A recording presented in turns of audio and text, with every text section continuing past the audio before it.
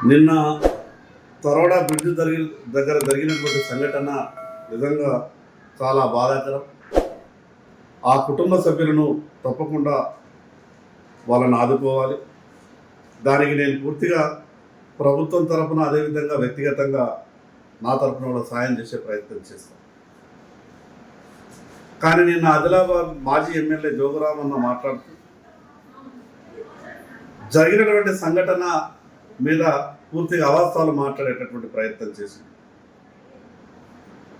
ఈ సందర్భంగా జోగురామన్న గారికి చెప్పదలుచుకున్నా, ఇది నువ్వు ఎమ్మెల్యేగా ఉన్నప్పుడు చేసినటువంటి పాపం కారణంగానే ఈ రకమైనటువంటి పరిస్థితి వచ్చింది.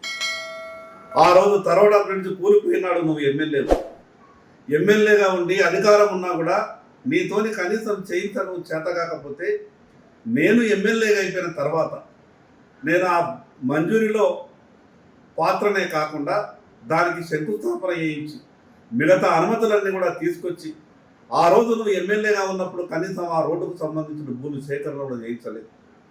మిగతా పనులన్నీ కూడా పూర్తి చేయించి ఈరోజు ఆ బ్రిడ్జి పైన కూలిన బ్రిడ్జి పై నుంచి నువ్వు పైప్ లైన్ వేయించిన కారణంగా కిందికెళ్ళి వేయించాల్సిన పైప్ లైన్ పైన చేసిన కారణంగా ఎండాకాలంలో ఆ బ్రిడ్జ్ పైప్ లైన్ తొలగిస్తే అక్కడ ఉన్నటువంటి జైనత్ బేలా 2 మండలాలకు సంబంధించిన ప్రజలకు నీటి ఇబ్బంది ఏర్పడే అవకాశం ఉంటుండే.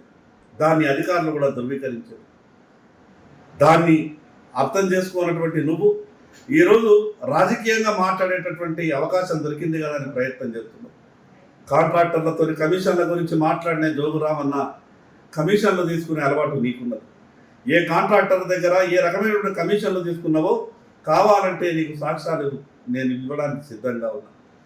జరిగిన పనులలో కోటా చెనాక కాంట్రాక్టర్ల దగ్గర తీసుకున్నటువంటి కమిషన్ ఎంత, ఈరోజు ఏ పనులనైతే నీకు పైసలు రావో కమిషన్లు రావో ఆ పనులు ఆ రోజు కూడా నువ్వు చేయించలేదు.